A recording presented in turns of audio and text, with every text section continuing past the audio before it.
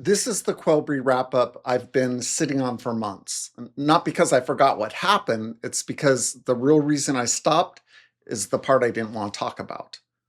So 5 videos, several months of tracking, and today the case finally closes. But first, let's do a quick recap because it's just been a journey. Day 1, I jumped straight to 200 milligrams and it was a disaster. I had debilitating fatigue, burning temple pain, and I threw up twice. Tapped out after just 1 day. Round 2, back in at half a dose, 100 milligrams, testing morning versus night. Nights brought insomnia and genuinely disturbing dreams. Mornings were more manageable, but my hand tremors, which I've always had, got noticeably worse. And then we just held there. 2 months at 100 milligrams, trying to stabilize my system. I had some heart palpitations, I had some headaches, zero improvement to focus, nothing.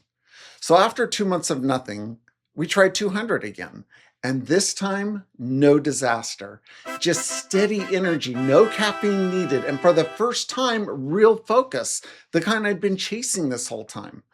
But my blood pressure, it had other plans. My diastolic number, which is the bottom number, jumped from 85 to 100. My primary care doctor's answer?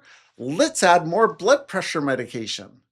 My naturopath, however, saw it differently, and I was left standing at an actual crossroads.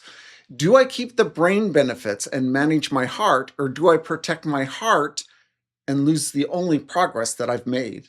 So I sat with that dilemma in my mind, and I kept going at 200 milligrams while I debated what to do. And that's when the case took its final turn. This is the part of what happened after my last video, and hopefully you understand why I didn't want to talk about it. As the weeks went on and I continued to feel benefits, I started to feel something I'd never felt before, a constant internal anger. Nobody looking at me would have known. I mean, this was happening entirely inside my body. Tiny things were setting me off. My patience was gone. And this continual internal anger at everything scared me. I had no idea who I'd become if I kept going. I mean, honestly, the tremors I could have lived with as long as they stayed manageable, but this, I couldn't.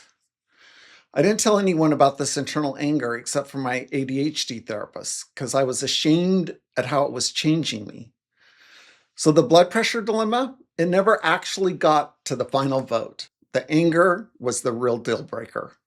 After contacting my ADHD provider, we got me fully off of the medication within a few days. And almost as soon as I was, that anger was just gone. And that told me everything I needed to know. So I want to be really clear about something. This isn't me telling you that Qelbree is bad. It just didn't work out for me because of the anger. But there were benefits, and I would have stuck with it if I didn't have that anger. I mean, I had great focus and I had great energy. And I also know some people have had a lot of success with it. Have you? All right, a small and serious logistics note. Insurance made this an expensive experiment to keep running, and that matters too. I was required to fail a plethora of medications before my insurance would cover any of it. But I'm sure I'm not the only one upset with how insurance handles our ADHD issues. So after Qelbree, I tried and failed a few other things before landing where I am now. Low-dose bupropion plus a low-dose generic Adderall, and that is the combo that has helped me the most.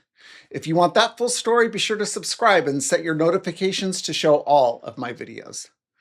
So, the Qelbree files are officially closed. I'm not getting back on it, not because I think it's a bad drug, because I already know how this story ends for me. Thank you for sticking with this one, especially the part that I didn't want to talk about. And hey, for the first time in this show's history, I think I actually nailed it on the first take. But don't get used to it. I'm sure the blooper reels will return. See you in the next video.